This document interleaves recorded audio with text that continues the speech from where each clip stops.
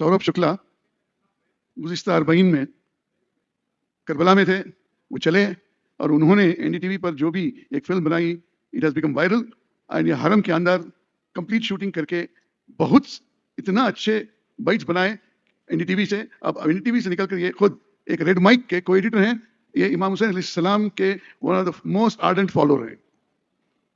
बहुत बहुत शुक्रिया आगा साहब। और हजरत इमाम हुसैन का परचम लाल है तो हमारे माइक का नाम भी लाल है, रेड माइक, क्योंकि दोनों जगह बात संघर्ष की होती है। और बहुत कम लोग हैं, कंप्यूटर बाबा को सुन रहे थे। कंप्यूटर बाबा, हम उन चंद हिंदुओं में से हैं जो पत्रकार के तौर पर करबला होकर के आए, और शायद मानने वालों को, हमारे भाई शिया भाई और जो लोग भी जाते हैं वहां पर, उनको अरबईन के दिन इमाम हुसैन के रोजे को छूने का मौका ना मिल पाता हो। वो मौका हमें 2 बार मिला है। कहते हैं ना, करबला में एक तरफ पानी था और एक तरफ प्यास। करबला में एक तरफ पानी था और एक तरफ प्यास। पानी पीने वाले मर गए और जो प्यासे रह गए वो अब भी जिंदा हैं। तो मैं तो जर्नलिस्ट आदमी हूं, तो वहां गए तो अपना काम कराए। जो हमारे श्रीनगर के सांसद साहब बता रहे थे कि मातम करें और आप जियारत करें, पर जब वहां से आए तो उस पैगाम को, जिस पैगाम को लेकर के आप वहां से आ रहे हैं, उस पैगाम को अपनी जिंदगी में लागू भी करें, वो ज्यादा जरूरी है। और सितंबर का पहला हफ्ता था और अरबईन का दिन था। इमाम हुसैन के रोजा में, वहां पर आप समझिए कि आप कहां से इंस्पायर होते हैं। मैं जर्नलिस्ट हूं, हिंदू हूं, ब्राह्मण हूं, और सबसे पहले एक हिंदुस्तानी हूं। और आप जो पैगाम देख करके आ रहे हैं, जो आप महसूस करके आ रहे हैं, और आपकी जिम्मेदारी है कि जो महसूस करके आ रहे हैं उसे हिंदुस्तान में जहां तक वो आवाज पहुंचा पाए, उसको वहां तक आप पहुंचाएं। तो करबला में अरबईन के एक दिन पहले आगा सुल्तान साहब ने इमाम हुसैन के रोजे में एक मजलिस रखी, और बहुत आधे घंटे का वक्त शायद उनको मिला था, क्योंकि हर देश के लोग मजलिस कराना चाहते हैं इमाम हुसैन के रोजे में। वहां पर बहुत सारे इंडिया के लोग थे। कंप्यूटर बाबा आप सुनिएगा, काफी इंडिया के लोग थे। तो हम एज अ जर्नलिस्ट गए, हमारे साथ कुछ और जर्नलिस्ट थे, हम लोग का जर्नलिस्ट का ग्रुप था। तो हम लोगों ने जूते उतार के वहां सीढ़ी पर रख दिए।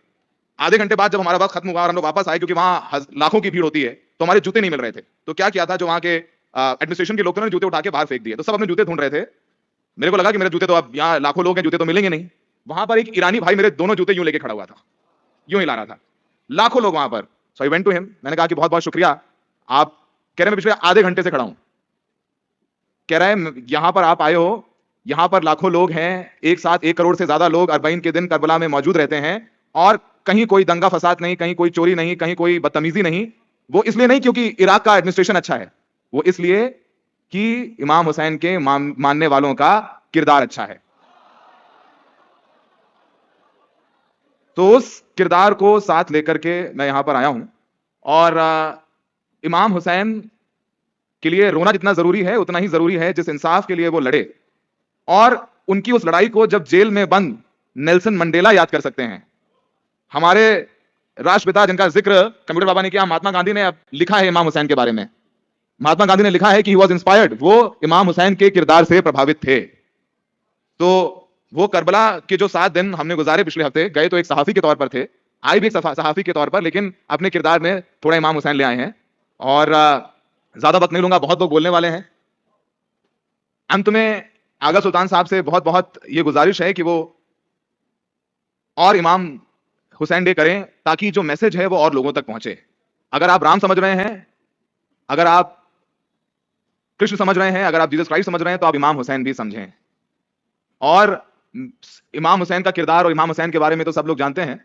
इमाम हुसैन की बहन हजरत ज़ैनब को भी हम अपने साथ लेकर के आए हैं। शायद अगर वो ना होती तो वो पैगाम जो इमाम हुसैन ने दिया अपनी शहादत से, वो हम तक ना पहुंचता। तो मुझे लगता है कि दुनिया की सबसे पहली जर्नलिस्ट थी, सबसे पहली सहाफी थी, तो वो हजरत ज़ैनब थी। कंप्यूटर बाबा, हजरत ज़ैनब इमाम हुसैन की बहन थी, और जब लड़ाई में उनका बेटा शहीद हुआ तो उनसे बताया गया, उनको वो अंदर थी कि आपका बेटा शहीद हो गया है, तो वो मातम करने नहीं गई बाहर। उन्होंने कहा मैं मातम करने जाऊंगी तो मेरा भाई कमजोर पड़ जाएगा, और उसे कमजोर पड़ने नहीं देना सकती। तो हम इमाम हुसैन तो अपने साथ लाए हैं, हजरत ज़ैनब भी अपने साथ लेकर के आए हैं। तो आपको जहां जो मिले सीख लेना चाहिए, और सीखने के बाद उसे लोगों को सिखा देना चाहिए। अगर आप अपने किरदार में इमाम हुसैन को नहीं ला पाए तो मातम का, मजलिस का, जियारत करने का कोई फायदा नहीं। बस, बहुत बहुत शुक्रिया।